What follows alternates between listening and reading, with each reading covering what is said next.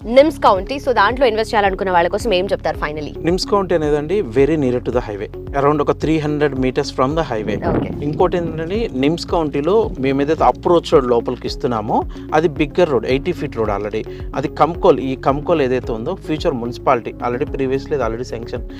ఇది మున్సిపాలిటీ, ఈ మున్సిపాలిటీకి ఆల్రెడీ ఇన్నర్ రింగ్ రోడ్ ఉంది. మనకి ఎట్లయితే అక్కడ రింగ్ రోడ్ ఉందో, రీజనల్ రింగ్ రోడ్ ఉందో, ఇక్కడ ఇన్నర్ రింగ్ రోడ్ ఉంది. కంకోల్ అనే ఏరియాకి ఇన్నర్ రింగ్ రోడ్ ఉంది. ఆ inner ring road major road మా వెంచర్లో నుంచి వెళ్తుంది, మా వెంచర్లో నుంచే పాస్ అవుతుంది. ఇంకొకటి ఎగ్జిస్టింగ్ ఆల్రెడీ కంకోల్ ఏదైతే ఉందో దాన్ని ఆల్రెడీ టచ్ అయి ఉంటుంది. మా వెంచర్కి ఆల్రెడీ హౌసింగ్ టచ్ అయి ఉంటుంది. అడ్వాంటేజ్ ఇమీడియట్ కన్స్ట్రక్షన్ చేసుకోవాలని వాళ్ళు చేసుకోవచ్చు. మోర్ ఎవర్ ఏదైతే రోడ్ ఉందో బిగ్గర్ రోడ్, 100 feet రోడ్ అది.